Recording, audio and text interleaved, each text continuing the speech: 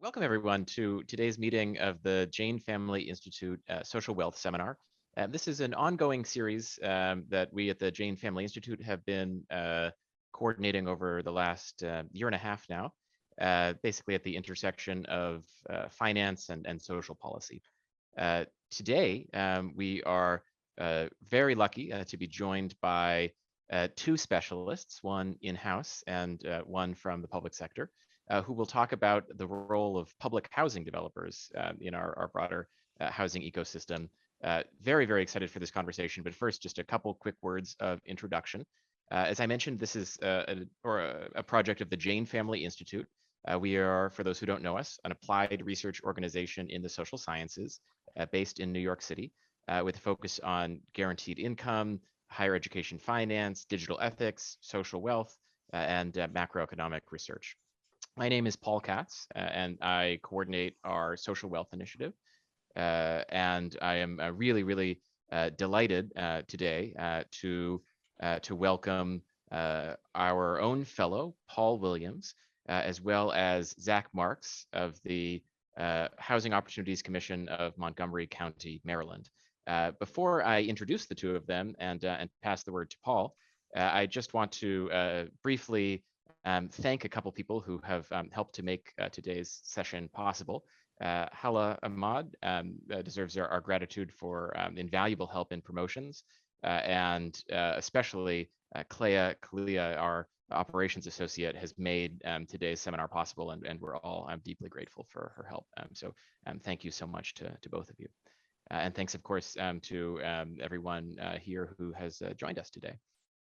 So the main event, as I mentioned today, is a discussion between our fellow Paul Williams and our guest of honor, Zach Marks. So Paul Williams is a fellow in guaranteed income at the Jane Family Institute. He's currently a student in economics at CUNY's John Jay, and formerly served as a bureaucrat in the Chicago Department of Housing's Policy Division, and previously had worked for the Economic Opportunity Institute in Washington State as a tax policy advocate. And he has a BA in mathematics from the Evergreen State College in Olympia, Washington. He will be in conversation today with our guest, Zachary Marks. Zach is the Chief Real Estate Officer at the Housing Opportunities Commission of Montgomery County, Maryland, and Zach has been working in affordable housing for 17 years. So without further ado, I'll pass the word to Paul to get started with today's discussion. Thank you very much, Paul, for the introduction. Really glad to see so many people here today who are interested in learning more about what the future of public developers could look like in the United States, and learning from what Montgomery County's Public Housing Authority is doing. So the way I figured we'd kind of structure the discussion today is we'll kind of take 10 or 15 minutes to talk through what is Housing Opportunities Commission, what's the portfolio look like, what's the balance sheet look like, what kind of projects does HOC do, and then a little bit of the history of how this innovative new program that they've been running came about. And then we'll go into talking more through the logistics and details of how this housing production fund that Montgomery County is running works, financing, administrative side, and some of the deal structures and all of that. And then we'll move into bigger questions of what kind of possibilities this opens up for affordable housing development and for stabilizing housing production. And then we'll have a Q&A session, and you all will be free to ask some questions of myself and Zach. So Zach, you want to give a little introduction of yourself, your role, and what HOC does, and what the organization looks like? Yeah, thank you. So I've been in affordable housing in kind of three different. I think maybe I've done all the tours. So I started out working for a for-profit development company in their specialty housing division, which meant anything that wasn't conventional. That included tax credit deals and 80/20 deals. And, I think we even did a couple of blended Section 8, Section 9 deals. I then went and worked for a 501c3 buying in place project-based Section 8 transactions. They had raised money for the purpose of preserving those. And then about a little under 10 years ago, got brought in to reboot HOC's real estate division. HOC's started as, the typical housing authority for Montgomery County. And so initially it was for the purpose of building, public housing as we all know it, and doing some of the other HUD programs like Section 236 programs and things of that nature. And so HOC started out as a very typical housing authority, but over the intervening decades, a couple of things happened. One, the HOC also came to be merged with its housing finance agency. It's actually I think it's actually technically a state housing finance agency, even though it's only for the county. Don't ask me to explain that, not my division, but they're awesome. But that's certainly one of the major wrinkles about us. The other thing is that almost like a multi-generational real estate family, HOC just started to accumulate assets in different ways over many decades through different programs. So doing a lot of the typical stuff like tax credit deals, but really starting to experiment with the mixed income model pretty early on. So I think it was 1989. It's the first time HOC did a mixed income, and what we mean by that is a majority of units at market rate, unrestricted, and then the balance restricted at various AMIs. And early on, it wasn't even as tax credit deals. It was just the commission buying stuff or building stuff and just arbitrarily putting AMI caps on different units, and based on what basically could economically foot. And so HOC's actually been doing mixed income for a really long time. And they started doing things like that I think are pretty familiar to most practitioners now, like condoing the affordable and sending that into a LIHTC deal, and then financing the the market rate units, actually often with governmental bonds, because that part was also owned by HOC as a governmental entity.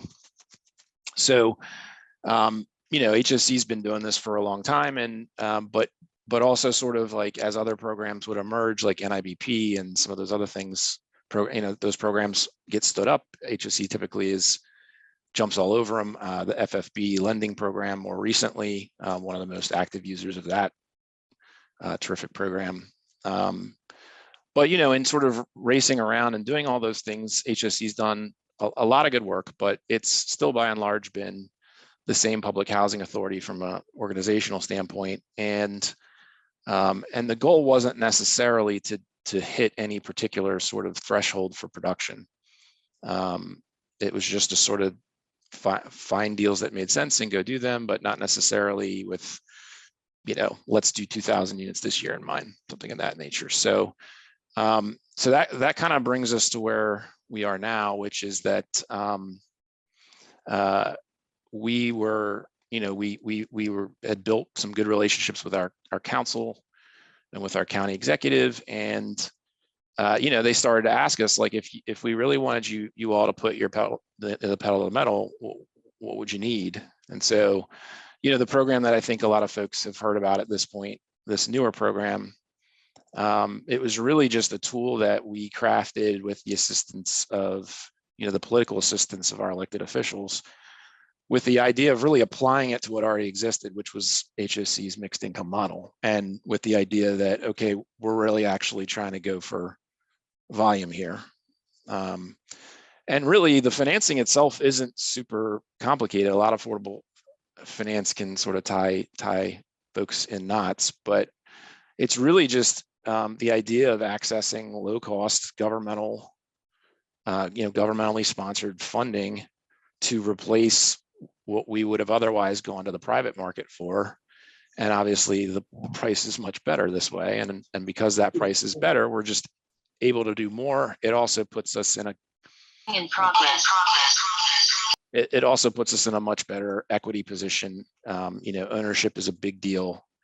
It was a major selling point of this fund. It's the idea that at the end of the day, HOC would own and control these assets, which HOC had typically done in the past, but it's expensive to own stuff outright, especially in Montgomery County. And so, we had to raise a significant amount of resources in order to make sure that that could happen. That as we do more and more of these transactions, they're not small, that we could wind up in an ownership position long term. And I would just say the last thing about HOC, which I think is important, it's actually important to the Housing Production Fund, but we don't usually talk about it because we're at the front end of the existence of this fund, is that a lot of HOC's resources actually just come from owning assets for a long time and being silly and just paying the mortgage and not refinancing it and creating equity over a really long time. And it doesn't help much in the front end when you're getting started, but we made a lot of the transactions in our last sort of wave of the last few years. We made a lot of our transactions happen because we had a bunch of equity built up in assets that another group of folks that preceded me had thankfully done and done well, and that we still owned and had built up equity in. And so, that's one of the things that doesn't get talked about a lot with the HPF, because nobody cares about what's going to happen in 30 years. But in 30 years, that's actually going to be maybe the best part of this thing, is that it really does have both short-term and long-term effects. So anyway. Yeah, so I early this morning, I was up and listening. There's an international social housing festival happening in Helsinki, Finland this week, with mostly social housing developers, practitioners across Europe. And there was a panel discussion talking about some cost housing, at cost approaches in which is kind of the majority of what happens in Finland and Vienna, Austria, and Denmark. And it was interesting the way, that they talked about, they have revolving funds, which we'll get into a little bit of the details of how the financing works on HPF with the revolving fund in a little bit. But, they're talking about using revolving funds as investment tools, immediately in projects, but also thinking like what you were just saying of you're also revolving the wealth that you're building up in those assets over the long term, right? Later on, you can draw down from that wealth and revolve it into another project. Yep. And that's the kind of the point of getting off the ground, is like get off the ground so that you can build momentum, so that you can grow. And the impression I get is that HOC is in a relatively unique position in that it does have a good balance sheet. It has these assets that it's able to leverage, and other public housing authorities or other public agencies that want to get there may not be starting from the exact same position, but that it's a valuable position to build toward, the one that you all are in. So do you want to talk a little bit about I know there was a deal about 10 years ago, before the production fund existed, that had an interesting result for HOC that you liked, and seems to have sparked a little bit of the interest that got the politicians interested in what you were doing. Yeah. So previous to there's nothing that we're doing for the most part that the HPF, like suddenly we could do new things. It was really about being able to do a lot more of them at one time. And this deal is an example of why. So we owned, I think it was 4 acres, and in a place called Chevy Chase Lake. Probably a lot of people have heard of Chevy Chase, Maryland. This is called Chevy Chase Lake, and when there's an extra word, it means you're almost in Chevy Chase, but still pretty good. So we own 4 acres that I think was sort of carved off and given to HOC, like in, I don't know, like the 80s, back when apparently people just gave stuff to the government in Montgomery County. And it was a little 64 unit garden style community. It was great. It did what it was supposed to do, but 64 units on 4 acres inside the Beltway, in 2014, 15, when we were looking at it, not acceptable anymore in terms of maximizing the potential of that land. So in that case, HOC actually split the land 2/3, 1/3, sold 2/3 of the land to a townhome developer, took a profit sharing position, and then on the third of the 4 acres, I'm not doing the math, and that we put a 200 unit, I think it wound up being 11 stories, brand new multifamily building, which opened, I think, in 2018. And it's a gorgeous building. It's nicer than anything I built when I was working for a for-profit company. And it's in an incredibly expensive neighborhood. There's actually not even that many apartments, period, in Chevy Chase Lake. And so the way we funded that transaction is we basically took the implicit land equity in the land. We then at the time, we used a line of credit to actually stand in. So the line of credit was actually what the HPF is. So we needed a construction period equity number so that we could stay in charge of the deal. And we put, I think we were like 51%. And we then had, there was a nonprofit foundation out of DC, the K-Fritz Foundation, that put in the balance of the required construction equity. This is the construction equity piece. The debt was just pretty simple debt, although I think we wound up doing the FFB there, but really just risk share debt, so nothing super special.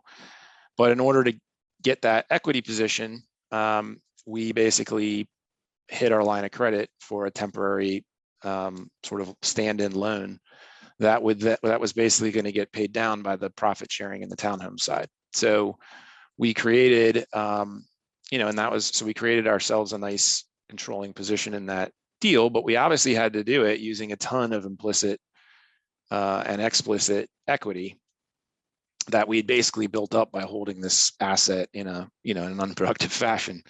So, but the real sort of, I guess, applicable point here is 4 or 5 years later, the equity investor, our co-investment partner, the foundation, their horizon was a 5-year horizon. They raised their hand, they were ready to go.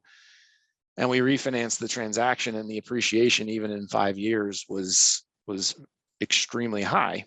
And we're a pretty fair partner. So you basically get what you pretty much get what you pay for. And so they got their fair share of that significant appreciation. And had the HPF existed, we would not have had a need for that co-investment partner, and we would not have had to split that, very large appreciation. And so it was one of those things where we had exactly this sort of transaction. So 20% of the units were at 50% AMI, 20% of the units were at 100% of AMI, and the balance were unrestricted market rate. And in that area, I think it's like $3 a square foot. So it was exactly the kind of mixed income project we wanted to build. And it just so happened that, we were refinancing this thing at right after the first HPF tranche had been stood up. So we were able, when we were discussing things with our commission, we're governed by a board. We were actually able to show them this, sadly, what this transaction would have looked like had this fund existed, and why that would empower us to be able to, to really scale up and do a lot more production, which is really the central point of the fund. Right. Right. So, I mean, the way I, think about it is you had, because the public entity had some land that happened to be in a place that was there was demand going up, and it made sense to build some new housing, and you did so, and you did some amount of mixed income, but the capital you used was expensive, and because of that, and because of the deal structure, you had some limits on the affordability that you could do, and you had a limit on how much the Public Housing Authority could how much wealth the Public Housing Authority could generate to use for future projects from that. And yeah, so my understanding is then you had a county commissioner who was kind of interested in this and came to you and said, okay, well, right, you did this deal, it's very interesting, you could have benefited differently if you'd had a different kind of funding structure. And he kind of asked, okay, what kind of funding structure, what could I give you that would allow you to do these deals with you keeping that majority position and allow you to have more flexibility with your income mix? How could I help you? And and that's how the HPF kind of came about. So why don't we get into a little bit of the details on the HPF? I think there's people who are interested in that. So I'll just give kind of a sketch, maybe Zach, and then you can fill in. So the for folks who probably some folks on here who maybe are less familiar with affordable housing finance. So the basic way to think about it is any building that's being built, whether it's affordable or private or public, right? There's a significant portion of the project that's going to be paid for with debt, with just a conventional mortgage. And you can think of that like, when you are purchasing, if somebody's purchasing a home, right, they can get a mortgage for a certain amount, but you're not going to get a mortgage for 100% of the cost. You have a gap that you're trying to fill. For a home buyer, that's the down payment. For new multifamily construction, that's going to be a combination of, if it's affordable, you're going to have low-income housing tax credit equity oftentimes. If it's not, you're going to have some private equity or some other kinds of private investment that are going to cover that gap. And in the private market, the private equity that goes into real estate deals can get really expensive, and there's even more expensive kinds of gap filling finance. Mezzanine debt can also be very expensive, and having a funding tool that lets you put money in that's less expensive would allow you to go a lot further with your production and your affordability and things like that. So what the Housing Production Fund does is it's this is it's $100 million now, Zach, or not?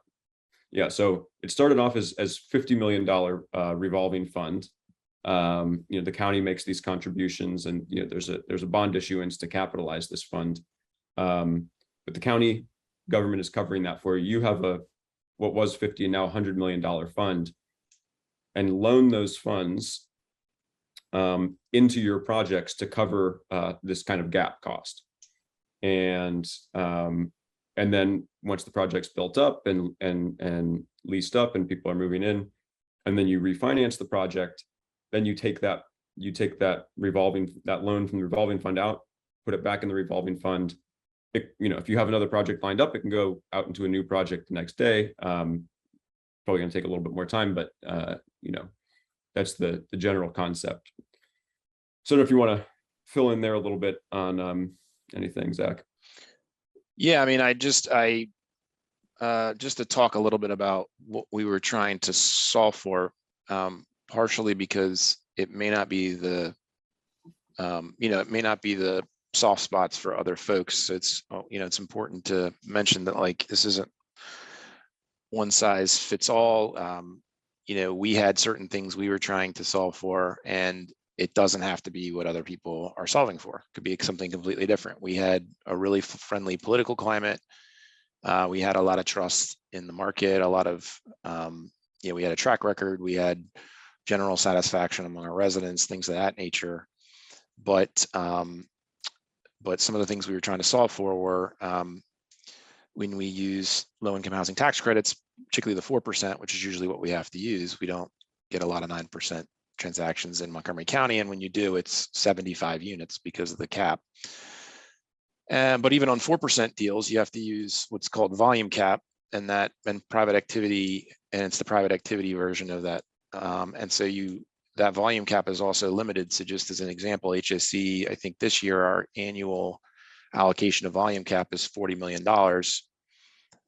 That's typically not even enough for us to do one of our new construction projects, much less the other stuff we're working on, like tax credit renovations, and so forth. So first thing we were trying to solve for was, how do we do something that doesn't use volume cap? And interestingly, that deal I was describing that preceded all this in Chevy Chase Lake, we didn't use tax credits on it. So in many ways, it was like the old 80/20s that you could do back when there was a tax exempt spread, before the Great Recession. And what was great about it is we didn't use tax credits to finance that deal, which meant we didn't need volume cap to do that deal. Another reason to do that is we were also trying to make sure we didn't piss off our nonprofit partners by cannibalizing resources that frankly they need more than we do, and we need it too. If anybody's watching from those divisions, like, we need it too, but we wanted to, you can't really escalate affordable housing production if we're all still going to the same finite pots of money. And so we wanted to create something that would allow us to construct significant numbers of units without using much or any of those well-known finite resources. So that was another key piece. And then the last key piece is that we also, the 5% that we pay on the HPF is just thumb in the breeze. That's how technically that got decided. So the idea generally was, and the way our fund works is the projects pay 5% for the money, which is still great. But right now that 5% actually goes back to the county's general fund. And we pitched it that way because what we wanted to show the county is that they could do this in a very low cost way. So on the first 50, for instance, once the bonds were issued, there's a 20-year fixed rate bond. So we knew the P&I for the balance of the bonds. It'd be about 3.06 million per year to support the 50 million. Well, 5% on the 50 million would be 2.5 million in interest income. And so we went, because this was the middle of, the initial idea, we had started talking about it before COVID, but now we're trying to decide this during COVID when people are worried their budgets, which is kind of funny now, but like at the time, like, are we going to have any money left kind of conversations. So, yeah. So in this case, the thing we were trying to solve for is by saying, well, look, your net expense here is going to be, around 600 grand a year for 20 years to support this $50 million fund. It's barely a cost to the county. And so there's no reason that there has to be a 5% interest rate. There's no reason that money has to go back to the county. So there's tons of dry powder here that could go toward greater affordability or whatever else. But we were just trying to solve for those things in that moment. And we were also trying to solve for our business model, which may not be, and our philosophical model, which may not be everybody else's model, but that's, right. That's sort of how it got started. Yeah. Those are, and I'll say a few things on that, and then maybe move into, some of these questions of where can we go with models like this in general. On the point about nonprofit developers who might see, public developers, doing more production as threatening to the, scarce resources that everyone is, fighting over to build affordable housing. I think it's an important point, right? That there is a, limited amount of low-income housing tax credits, bond volume cap, vouchers every year from Congress. Congress has a number, and every state gets what they get, and that's how much it is. And you can do everything you can to chop that pie up in a different way or the best way you can. But if you have a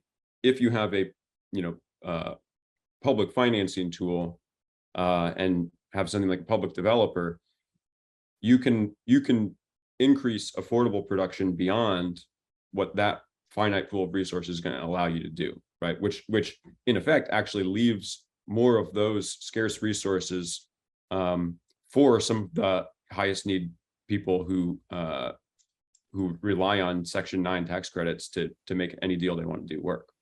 And I think that's an important framing, right? This is a new pie. This is an expansion of total, not just production capacity, but affordable production capacity. And yeah, it's a very common sense thing, right? Yeah, I think there's a little bit of education that needs to happen on that for folks who might see it as threatening their resources. But I think that makes a lot of sense. So why don't we talk a little bit about so let me step back a second. Some people may have seen today there was some news that housing starts in May dropped 15-17% year over year. So pretty significant decrease in housing production, which had been on a decent upward trend over the past several years, really, but really dropped a lot today, last month. And there's a strong link between housing production and the business cycle. And there's this famous paper from 2007, "Housing is the Business Cycle," was presented to Federal Reserve folks before the housing crisis. And a lot of it has to do with the fact that housing starts are really a leading indicator of recessionary risk. And that's a problem, right? People don't stop needing housing in a recession. There may be you have these kind of insidious cycles, right, where housing production drops, and then construction wages and construction jobs start to drop, and then you start to see demand reduced, and then there's reduced effective demand for housing. You have all these effects that play into this kind of destructive cycle of recessions. But in a humanistic sense, people continue to need housing. People don't stop needing housing during a recession, and stabilizing housing production kind of across a business cycle would be a really helpful policy. It would be really helpful to have programs and policies that can do that. And I think there's a couple of interesting examples that Zach, I'm hoping you'll speak to, kind of on how a few projects that you've done point in the direction of how public developers can absorb some of that risk and take on projects and try to help stabilize production when private investment says, "I'm not interested," for one reason or the other. Yeah, and I mean, the first transaction that the HPF has funded was actually a site plan approved, so it's fully entitled deal brought to us by private sector developers that we've known for a long time, and high quality, very high quality private sector developers. They had a transaction that was starting to feel thin, and they were trying to figure out how to make it work, and so they brought it to us. And even with the increase, they obviously weren't doing the level of affordability that we were doing. And even with that increase, because of the various tools we bring and because of the housing production fund, because this is, even though there's an increased level of affordability, at the end of the day, it's really just a conventional, it's a conventional deal. It's not a LIHTC model. It's not these other models. So the first transaction this fund, was invested in, was precisely the sort of thing that happens. Now, that wasn't a cyclical issue necessarily, because we took over that deal a couple of years ago, but it's the same idea. And in fact, it played upon some of my previous experience. That was usually, when I was in that specialty housing group in, for that for-profit company, as hard as it is to believe, the city partners didn't bring us the cherries. So they brought us the stuff that they couldn't figure out anymore. And I was there during the Great Recession, and we were the only group that closed transactions during the Great Recession. So even the existing LIHTC programs, the other affordable programs. Those were, and that was in fact why the founder of the company had the group, because he knew that affordable housing in general was often naturally countercyclical. But this is a completely different animal, because this is, in those cases, there were definitely deals that were saved by NIBP and, some of the other stabilization programs. But this is a completely different animal, where because we have far less, our return requirements are so much lower, and because we have such financing capacity, and because we have such a large balance sheet, we're often able to take deals that conventional developers just simply aren't in position to close them, even with higher affordability. So yeah, there's a major Right. counter-cyclical piece to this. And you and I were chatting earlier today, and there's a lot that we absolutely don't know,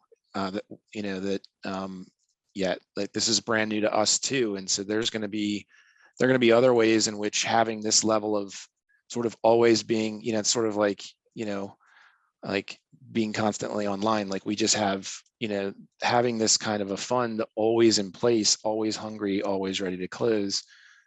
It'll change us too in the way we pursue the marketplace. So. Right. And yeah, I think it's a lot of times the way, a public-private partnership would work is the public sector takes on all the risk, and the private sector gets all of the upside. But in what you're describing, right, where you have, some private developer who's like, this deal is getting hard, I don't know if I can finish it. You come in, I mean, the way I'm looking at it, you come in and you're like, I have cheap capital, I'm going to become a majority owner, I'm going to make a bunch of your units affordable, and I'm going to be the owner at the end of the day. Like, you're coming in and kind of taking over these deals, and like, this is mine now, and it's affordable in a way that you weren't going to make it. And it's on the public balance sheet. Pleasure doing business with you, right? And you're able to take, make use of some of their in-house development capacity, right? Because HOC doesn't have, a giant team of, construction managers and engineers to run everything, right? But some of these guys do, and you can make use of their capacity and take that project.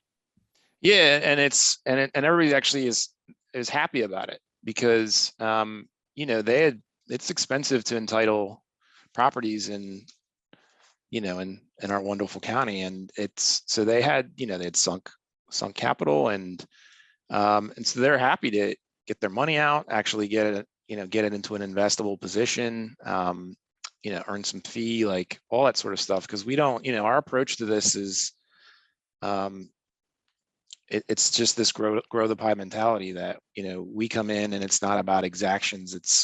It's about creating enough value to effectively, by their capacity and their focused capacity. That's really important. You can get people's capacity and not their attention, but also leverage it to get the kinds of outcomes that grow our balance sheet in a way that, again, time itself will leverage the way it has. I mean, in 30 years, this is another deal that will be refinanceable with a bunch of equity, and HOC is going to get, most of it. So those are the kinds of positions we want to continue to create. Yep. So, another thing I wanted to, talk about is, there's growing interest across the country from different groups of people. There's legislators who are interested in, what is social housing, what is a public developer. There are organizing groups who are interested. There are bureaucrats, who are working at state housing finance agencies and working at HUD who are interested. And I think, and I have a lot of conversations with these folks and try to help them think through, what it kind of takes to get on a path where you can start to do public mixed income transactions like this, and move in that direction. And I mean, one thing obviously that you have going for you that you mentioned earlier is you have real good access to credit, right? So you're an FHA risk share lender, right? So you're kind of like an HFA, and I know you guys have a private line of credit that you have a couple things in place that allow you to close things quickly when you need to. So that's something that is unique to HOC as a PHA, but PHAs and public housing authorities and housing finance agencies work together all the time otherwise, right? So they know each other, and the way I look at it is if folks want to push public housing authorities in the direction of doing this and do education and legislation, really thinking through the kind of institutional and administrative questions of who's doing what, where does the development capacity exist. I mean, you use the where are the brain cells, you've used that phrase, right? Like who's able to do these some complicated real estate transactions and make these projects happen, and how do you cluster those things together to make a program like this happen. And it's going to be different in every place. Every place is going to be a little bit different if they are interested in doing something like this.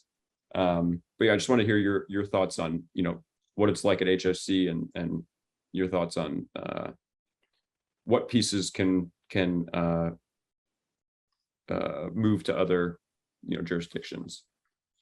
Yeah, I mean, yeah, copy paste, but right, yeah, because it to some extent, I mean, it's you won't be able to copy paste like whole paragraphs or something. It's this, it's a sentence here, sentence there, depending on what exists in the particular municipality or area. I mean, you've got like big time battleships, like in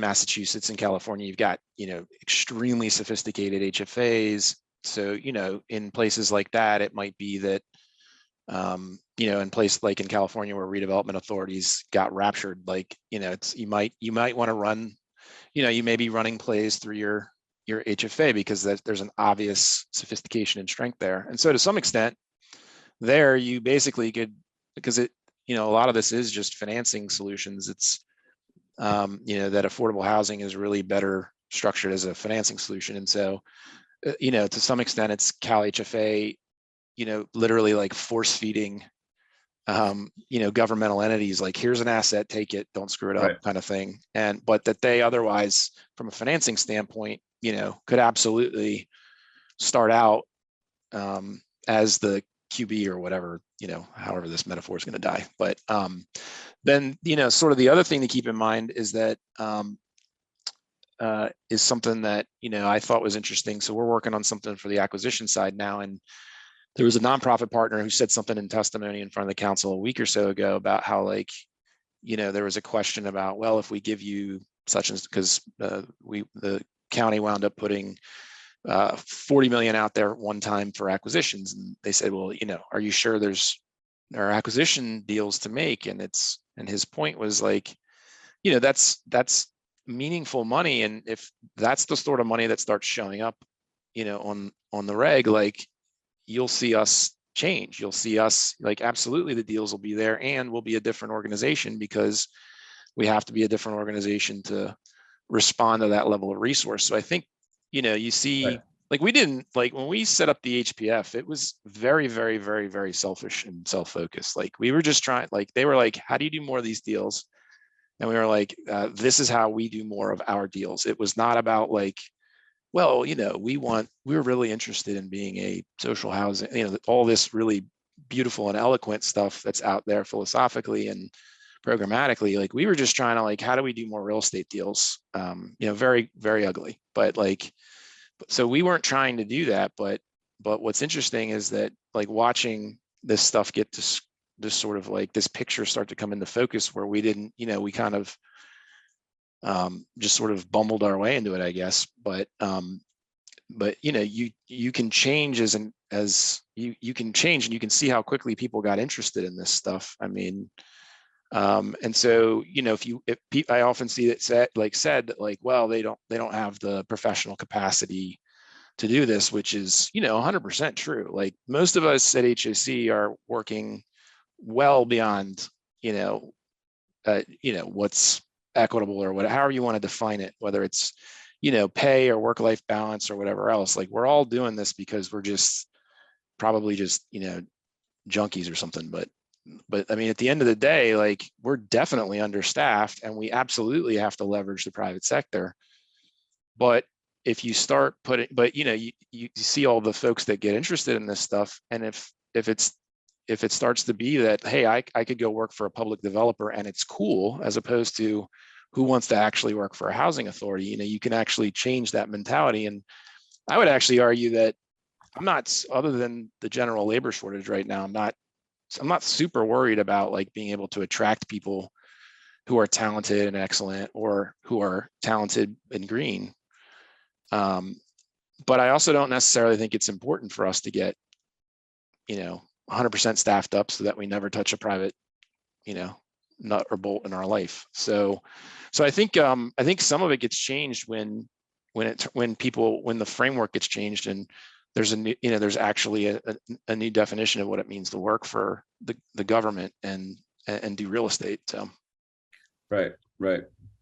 Yeah, this is it's kind of the public enterprise idea. You know, a model I point to a lot is the way kind of social housing development happens in Finland, where the vast majority of their social housing that gets built is there's a company called Heka that is just outright owned by the city of Helsinki, you know, and that company is, you know, goes, you know, has relative freedom, right? Like, it's not like every time they do a deal, you know, the city council has to vote on it, right? Like, they're a company and they just go out and do things.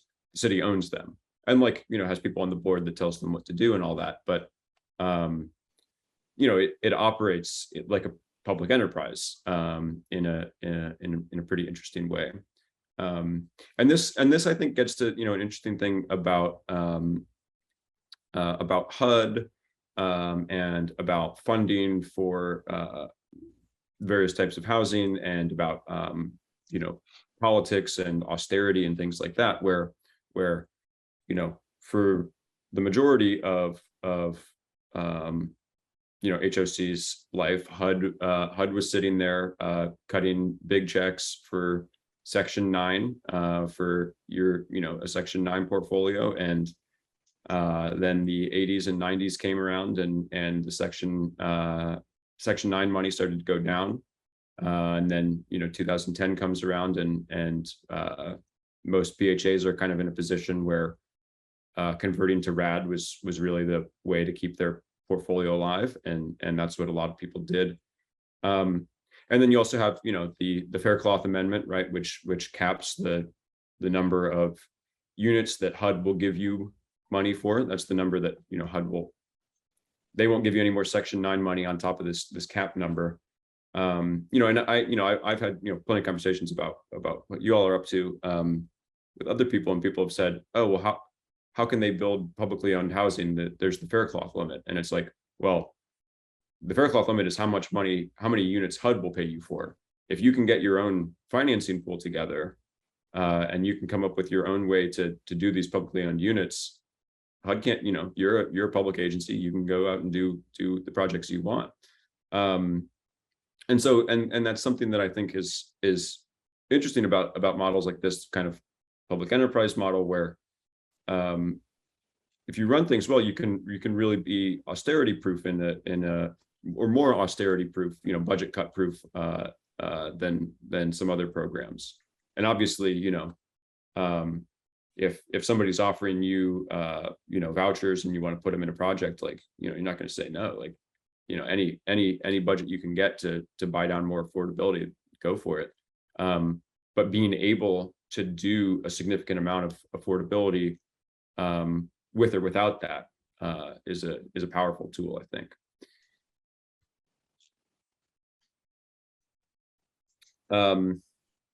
So why don't we move into Q&A? I think Paul is going to do a little bit of Q&A moderation. Paul, I don't know how you want to. Yeah, thanks, Paul. Yeah. Yeah, not a major shift in the tone of the event, just passing from one Paul to another. Thanks so much for this conversation. I think it's been a really fascinating and kind of multifaceted look at what to me seems like a pretty unique model. So I guess I have kind of one question that I want to pose to kind of kick things off. But before I do, to say kind of what we were envisioning for this last portion of the event. Basically, two ways for all of you to ask questions. If you are comfortable, we would love for you just to ask the question yourself. So feel free to turn on your video and just pose the question directly. And again, if you're comfortable, perhaps even you could begin by introducing yourself briefly, so that we know who you are. So if you'd like to participate this way, you can just use the raise hand reaction feature that Zoom has. So if you go to the bottom of your screen, you'll see there's a reactions button. Click that, and you can see you should have the option to raise your hand. So then we can sort of call on those who've raised their hand. An alternative, if you would prefer to pose a question anonymously, is to send it to me in the chat, and then I can read the question for you without identifying you. So two ways to ask questions, and we're very, very eager to hear from all of you. So please do begin formulating your questions. And as you do that, just one from me to kick us off. I'm curious, Zach, to ask, who do you see as your peers in this space? Are there other public authorities or public developers that you think are kind of combining the kind of financing and development elements that you have described to us today? Or are you guys sort of a unicorn? I'd love to hear more about who you would identify as your peers. Oh man, you're gonna make me look like the insular backwater. I mean, I'm actually I'm learning a lot about what other people are doing through having a lot of these conversations. I mean, frankly, we're like, navel gazing. Like we really do spend a lot of our time with our heads down. We know there are absolutely sophisticated governmental agencies out there doing really cool stuff. The trust idea up in New York is great. As I said, a lot of the HFAs, there's some just stellar HFAs that do stuff that I am never going to be qualified to do. And so I definitely know there are folks out there doing it, but I have to profess, I'm only really learning a lot about it, learning what I know now. So I would just say that I do draw a lot for this particular piece, I do draw a lot from the 80-20 model that I used. Lots of people used it, but I used it when I was with a for-profit company, because it definitely is much more of it's really more of commandeering a private model than it is some strange new governmental model. It really is just commandeering the private model and just having a wholesale better set of resources than even the private sector has. So sorry, that was a cop out, but no, acceptable. I mean, it's the kind of the guest privilege to cop out the questions you want to cop out. Thank you, appreciate that. Yeah. Well, so we've gotten a couple questions in the chat here. One of them I think is kind of interesting, and maybe even will present another chance to cop out. Who was a naysayer or a skeptic on the front end? And what were some of the main concerns that they articulated, and how did you navigate around them? We're all, I don't want to like upset anybody, but one concern will certainly be, it's a bond issuance, and for very, very understandable reasons, cities and states have to play within, they have to balance their budgets. So one of the things that you'll absolutely have to work through is, the finance department, the folks working for the municipality, who have to make sure that the place doesn't get overextended. So I'll maybe cop out by reframing and just saying one of the ways in which you'll have to work with, all the partners that make this stuff happen is getting around the idea of this is debt issuance. Are we gonna, is our credit rating going to implode?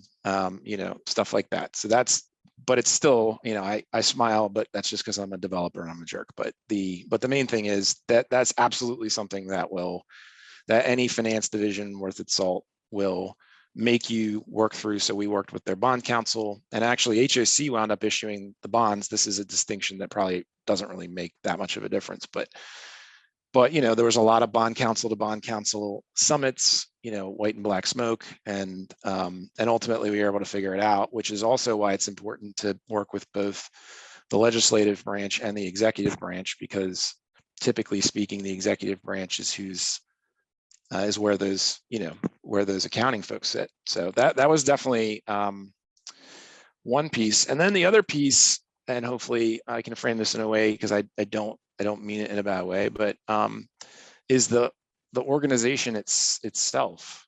We have a $2 billion balance sheet. HOC's done lots of crazy creative stuff, but they've never really done it on purpose. And what I mean by that is, like, there was never really this sense that, like, we're trying to min-max this thing, and like instead of doing like a deal a year, we're trying to do 5 a year. Like was never that intent. And particularly if you already exist, like we do, we're still probably 95% a public housing authority in terms of our structure and staff complement and everything else. I mean, there's really not a ton that's changed. So I do think there's a lot of and actually RAD helped a little bit with this, actually having to sit there and think, well, if we don't own public housing anymore, I mean, we still own the properties, but it's not public housing anymore. Like, what are we? So I do think that's another thing, like both from the board, depending on who sits on that board, they may or may not be in a position to think through some of those things, but also certainly, the leadership of the entity itself, because you can't ramp up and do all this stuff, without properly for any appreciable amount of time. You can't do this stuff and not be appropriately staffed and appropriately organized. So I think it's a lot of introspection too, as opposed to just, we're the good guys and everybody else is the bad guys. Right. One thing I'll say on the bond point, there's and this just speaks to the conditions being different, and the model, not everything kind of copy and pasting to everybody's different needs. There are other folks who are interested in pursuing models like this, and doing the bond. The point is getting a revolving fund. Having a revolving fund is a really helpful kind of tool that can facilitate a lot of this. And there's probably ways to do transactions like this that are public that don't use that, but having a revolving fund is important part of it. The way you capitalized your revolving fund was, you got this, you got some money, annually from the county, and you did a bond issuance. Some other folks, may be interested in just a, one-time capitalization, right? You have a bunch of rescue plan dollars that you want to do something with housing. Great, the revolving funds revolving funds for housing are eligible uses for the state and local funds, right? So you can capitalize a fund that way, and you can just sidestep the bond issue. And then this is maybe just an interesting interjection, is this, the terminology I think is a really interesting one, right? With you said it's public housing, but it's not public housing. Public housing for people who work in affordable housing typically, is like capital P, capital H, the HUD public housing program, section 9 program, right? And like things are not in that program. And I think it's an interesting question of like, okay, then when is it public, right? This is something that is a mixed income, these mixed income buildings. that sit on a public sector balance sheet, and you know, you did the deal and you hold them, like that's lowercase p, lowercase h, public housing, publicly owned housing, publicly developed housing. And I think, you know, it's, you know, just, you know, brings up, you know, there's these different branches or gray areas, however you want to think about it, of what qualifies as different types of housing. Well, I see we have a question from Kay. Kay, would you like to unmute and pose it? Hi, I'm Kay Bowers, and I'm in Nashville, Tennessee. So Mark, have three questions. The first one is, in the deals that you have done so far with your housing opportunities fund, or is that the correct terminology? What's the lowest income households that you serve? Do you go down to serving the deeply affordable at 30%? That's just a yes or no question. And then if not, if you don't go down that deeply, then why? The next question has to do with, I just want to be clear on the model for paying back the bonds, for paying those off. And am I right in that your financial model is for those to be paid off with this 5% fee that's paid to utilize the money? And then the last question is looking forward. And it seems like you've just been running as fast as you can in this race and maybe not had time to look forward so much yet. But in terms of housing need in Montgomery County and where you all think you can be in contributing to meeting that need, have you done any projections or modeling around that? Yeah, I'm particularly excited about the last question, but let's see if I can get all three. So the answer to your first question is our second deal will serve everything from 30% on up. However, we did stack a little, so I don't want to be. So the pure play HPF program is designed to serve 20% at 50% AMI and 10% at 60% AMI. Okay.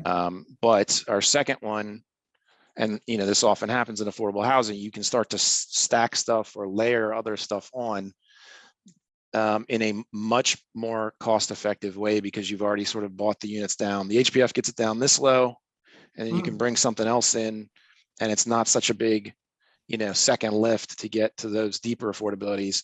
You know, HOC provides more 30% AMI units than anybody in the county. So in the second one, we added a little bit of other resource in order to get down to 30 in that deal. I had a recent conversation with one of the higher ups at HUD on the rental assistance side, and one of the things, and actually this is to Paul's recent point, the idea of pairing rental assistance and an HPF like program is almost how you recreate. It really is how you recreate public housing 2.0. So as an example, we are thinking about, even on our first deal, we are thinking about using for instance, our fair cloth capacity to, you know, actually, which we didn't do immediately because we just, like you said, we're running fast. We wanted to get it done, but we're actually thinking about going back before it's done being built and seeing if we can slide some fair cloth units in there to do exactly what you're talking about. So it's definitely a big focus for us. And then can you repeat your second question again? I'm sorry. Paying the debt on the bonds.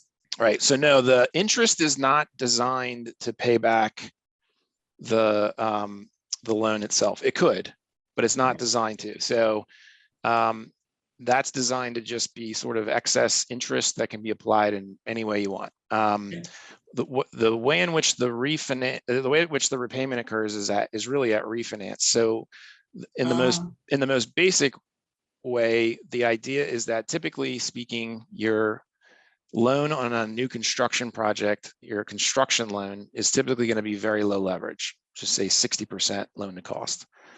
And then, but once you've built it and it's leased up and it's stabilized, you can often get much higher loan to value, much higher percentage leverage.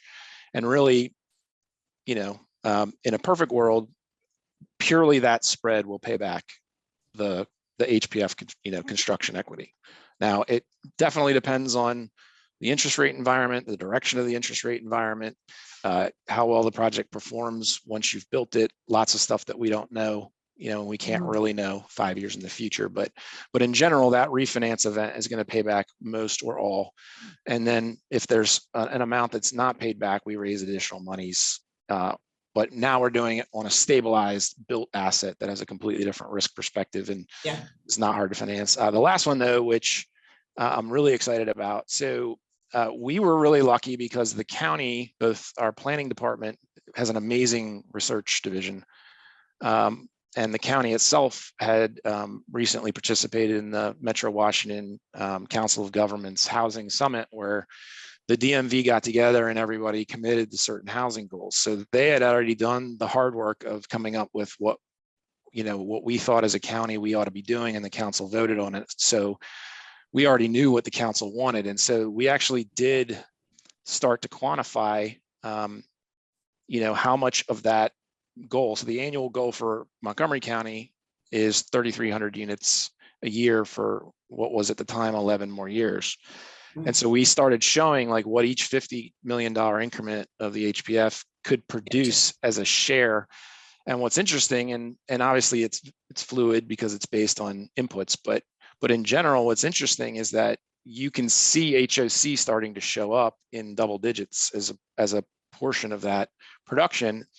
And then of course, the major implication of that is that if you can actually see us, right? Like, so let's say at $100 million, we're 10 or 12% of what we need, then you can actually pretty easily calculate what the HPF would need to be to do all 3,300 units as a public company, which is just generally, it's just sort of, generally an incendiary thing to say, but it is interesting because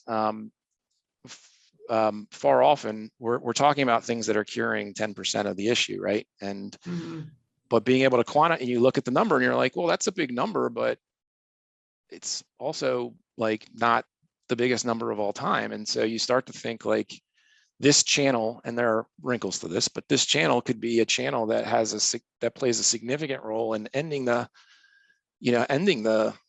disparity as it relates to the goals the council set for itself. And I'd say one more thing, and this of course obviously applies to one-time cash from like rescue fund money, but after our 20-year bond is paid off, the fund does not go away. However, there's no more cost to the county. So the fund actually exists insofar as we pay it back. That fund will exist forever. And after 20 years, the county's paying nothing for it. So not only are you sort of creating something that's counter-cyclical, or maybe non-cyclical, but you're actually creating something a fund that will be there forever to continue to produce housing. And so you get that sort of straight line, that Vienna straight line, as long as you can drag that y-axis out as far as you want, and it's always going to be there because this revolving fund is never going to go away. Yeah, that's the beauty of it, I think. Yeah, it's really the longer term stuff that's really sort of gobsmacking. Yeah, but it's a long time away, and and public officials are elected officials, and they revolve out. That's true. That's true. They're not thinking 30 years. You have to continually educate and inform. Thank you. Yeah. Thank you for your questions. This is, I want to say one quick thing about that too, because I think that's this kind of thinking about 30 years from now, I think really is important. And I think I think that the 10, 20, 30 year projections of what having public developers stood up can accomplish and contribute to, I think that's one of the most important cases to make when talking about them, because to get those gains that are really gobsmacking, as you say, 10, 20, 30 years down the line, you have to start now, right? And you got to spin these things up, and they're not, you spin up some capacity within an existing agency now, like it's, you're not going to be you can't do 3,300 units a year tomorrow, right? Right. You got to start, you do a couple projects and get going, and you build up the capacity. And that's, and you look at these other countries that, you look at Austria, Finland, you look at Singapore, really wild example. It took decades, 5, 6, 7 decades to get to the point where those countries are at now. And they didn't start building, they didn't start with owning 20, 30, 40% of the housing stock. They started owning 0% and like, let's build some buildings. So anyway, yeah, it's a good point. I see we have a question from Zach. Would you like to pose it? Yeah, hi, continuing the theme of same names. Yeah, thanks for this. This is great. I'm from Syracuse, New York, and there's a few friends on the call too. And the city actually owns a bunch of land downtown in sort of like prime areas that they currently pay people to run parking lots on, and they might come into a lot of other valuable land because we're doing a highway removal project in the next 5 to 10 years. And so a lot of us are thinking about trying to advocate here locally for something like this. We're not really sure what it is. Our public housing authority is maybe not in the position to do it for a lot of reasons. They're undergoing a rad development now, and long story, but we're trying to figure out how to advocate for something like this. And in doing that, there's one argument we came up with. There's been a number of really high profile building management failures. One, the most high profile that just, I believe they're selling it now, but for a while, basically unmanaged. There was a murder that occurred of a woman in her 90s. It was a very terrible situation, and a lot of people were thinking, oh, could we advocate for the city to seize it via nuisance abatement and try to go through that process? And then we're like, but what happens then? There was no clear answer of what happens. So if that was the case with you all, would you all be, is there any way that you could sort of like take over ownership and management to that if the county in your case were to seize something and transfer it to you? That's something we think would be appealing in making our argument of this current gap. So is that something that would be possible? Yeah, so I mean, I guess a couple of comments, because I do see HOC's role in the county. Some of the there's a few places in the county where our reputation is like absolutely inviolable. It's like, and it's in places where we bought troubled apartment communities, put more money into them than the private sector would ever put into them, stabilize those communities. And, the single family neighborhoods that lived around it were like, you guys are always welcome here.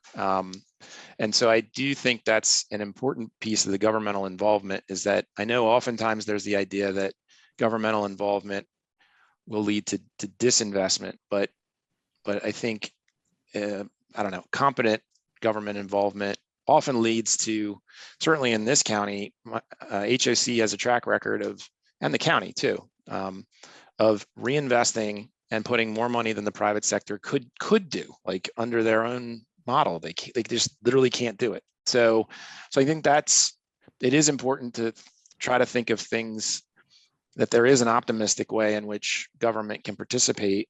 It doesn't have to happen all at once. HOC we do these things called master plans, probably other places do too, but like parts of the county where density is supposed to go, and the planning board will do these master plans where they go through and zone every property that's within those master plans for, with the overall idea that it's a unified concept. And HOC is often the first developer in new master plans. So like downtown Silver Spring in Maryland is an amazing place to be now. It was not always viewed that way. And HOC was one of the first to build new housing there. And so, so some of it is just also the government's willingness to be first and to start, you don't have to build out that whole stretch before it feels like a place people want to go. It happens much sooner than that, but it's probably, we're building one of the first rental communities in the East County starting in January in like 40 years. So, it's something to think about there too. And one other thing you may want to think about, we also have a right of first refusal. Any rental property of more than 4 units in the county that sells, we have the right to kick out the buyer and take over the purchase. And we always save that for, communities where you have, at risk of displacement, like somebody's going to come in and throw up, going to throw up this beautiful tower, and all these, all these folks that live there now won't be able to afford it. They're out of there. So it's stuff like that. And that can also be a helpful tool to get access to some of these problem properties. But I'll be honest, the most useful tool recently for us is, give whatever authority you trust. Doesn't have to be your PHA. And I'm not speaking to any specific PHA, but doesn't have to be your PHA, but give that authority you trust enough money to, to acquire the deal. And frankly, acquisitions are not particularly capital intensive, to be a buyer, to be a player, so that you can, and you'd be surprised what people will sell you. I mean, oftentimes the most trouble stuff, they're happy to sell it to you if you can pay, if you can pay the freight. So another thought, I have on that too is you mentioned, Zach, that there's parking lots, and that there are there's highway potentially coming down, which is going to open up some land. Jumping back to this panel I watched this morning from this social housing festival in Europe. One of the things that all of these European social housing developers have is they have really good access to publicly owned land, right? And when there's publicly owned land, that's a really important subsidy, right? Because land costs take up, depending on where you're, I don't know what it is in Syracuse, but right, like in real high cost places, cost of land is a significant portion of your total project cost. If you get that publicly owned land, and that just goes into the deal for $1, then that's a really important source of subsidy, and that helps you buy down your rents, right? That lowers your debt burden. So I think, and that's something that HOC has, is right. One of the reasons you're able to do, some of those early deals was you had some land that you were just sitting on, right? And you're able to just build on it. So I think that's something that cities in the US, in my experience, need to get a little bit better on. Is, there's a lot of programs where publicly owned land is just, sold off, sometimes to good purposes, sometimes to not so great purposes. Sometimes it's just whoever's the highest bidder, great, whatever you want to do, have a good time. But those publicly owned lands are an asset, and using them as a, implicit subsidy in projects that further your goals as a city is important. So that's, I think, a thing to talk about. And just a couple of quick comments on that too. One is also thinking about co-location. So you can oftentimes get twice the bang for that buck by not just putting housing on it, but other public needs. We're opening a building in, it's actually one of our rad replacement housing deals. It's 15-story senior tower on top of 120,000 square foot aquatics and rec center in downtown Silver Spring. And, so if you have land that you already didn't have a basis to worry about, and you're actually applying it to two different municipal goals, you're actually getting twice the bang that, Paul's talking about. The other thing that's helpful in terms of the highway removal, which I didn't even think about that, it's amazing, is that you can kind of do these eco-village type approaches where a lot of the times some of the resistance that you'll see is from adequate public facilities. And if for something like highway removal, where you're going to have enough room to put kindergartens and schools and libraries and fire departments, and whereas we're building housing and whatever else we can fit on the acreage we have, but we're often, we're almost always doing infill. So there's always that adequate public facilities question. And so we've started to approach our acquisition platform in trying to create larger aggregations to be able to not just put the housing in, but to put all the, put everything the county might want in those particular cases. So that sounds like a real opportunity for you up there with highway removal. You don't get adjacent aggregate land like that very often.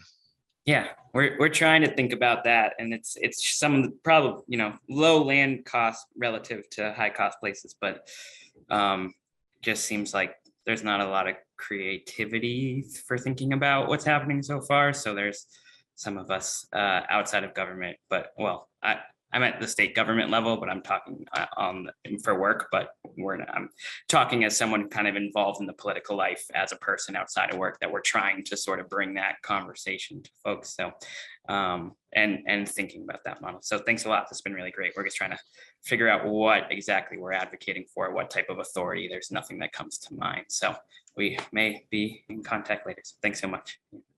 Yeah. And I think it's important for folks in government to know that it's very likely going to be like you and 7 people, and you're not all going to work for the same place. So, I mean, there really is a lot of we find our counterparts at the county that we can think about these things with, and maybe there's a couple people at the state, and maybe we find somebody at HUD. And so it really is still a bit of the voice in the wilderness approach. So, that's why it's both not happened yet, or it hasn't happened until now, but it's so important to be talking to, which I wasn't good at. It's really important to be talking to everybody, because somebody's going to bring the tool you need for a particular situation, and you're absolutely almost never going to have everybody you need to make, to come up with the right concept all sitting in the same office building as you. So it's a little daunting, but it's also sort of fun when you finally get somebody on the other end of the ham radio. So I see, Brian, you've raised your hand, and maybe this can be our closing question for this afternoon. Sure. Did you say Brian? Oh, great. Yes. Thanks. Hi, thanks for this. This has been great. Zach, I just have a quick question about the HOC model, and sorry if I missed this, but have you used the mixed income model to cross subsidize affordable development without the need for LIHTC? And if so, how exactly does the flow of funds work again? Is it one single operating budget, or is it structured as a loan? Yeah, and so to some extent it varies, but the way we had been doing it before the HPF allows us to basically do it as a single, really just as a single building. The way we'd been doing it before is we would condo the affordable. So let's say it's 30% affordable in the building, we'd condo that and put it through as a tax credit project.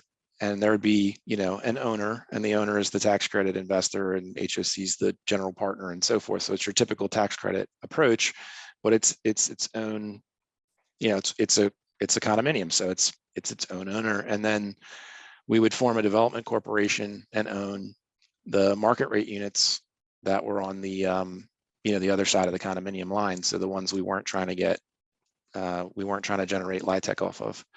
So we have a bunch of these buildings that are condoed either that way, or sometimes we actually condo every unit and just take bunches of units and shove them into the affordable owner and the, and the market rate owner. So, every June, if you want to see the worst meeting you've ever seen in your entire life, if you're having trouble sleeping, you can watch our June meetings where we do the budget for 60 development corporations that were exactly the same as the 60 meetings for the the 60 packets for the the LIHTC components and so forth. But for the HPF deals, it's all just the same building. Yeah. Right? Yeah. Which is also attractive to the, not having to explain tax credits to the private sector is a delight. Yeah. Well, I think it is a sign, I think, of the interest around the model, Zach, that you all perhaps even unwittingly have developed in Montgomery County. That we have a whole slew of questions in the chat that unfortunately we won't have the chance to get to. But thanks so much to everyone for posing them, and also for those who spoke their questions out loud. This has been, I think, an absolutely illuminating and really thought-provoking, and also just fundamentally kind of motivating conversation. I think it's so exciting to hear of kind of what's possible. Also, even perhaps in the absence of a grand plan, just kind of pursuing opportunities as they present themselves, and to see them kind of amassed into what I think many of us would recognize as a new model for public housing development in the U.S. is really thrilling. So just to say in closing, again, thank you so very much, Zach, for joining us this afternoon, and to Paul for moderating our conversation. If you've been interested by what you've heard today, perhaps you'd like to join our mailing list for future meetings of the Social Wealth Seminar. So check on your inboxes, and we'll send an email with notes about how to sign up for announcements of future sessions. For today, though, just to say once again, thank you to everyone for joining us today, and especially once again to Zach and Paul for today's fantastic conversation. My pleasure. Thanks, everyone.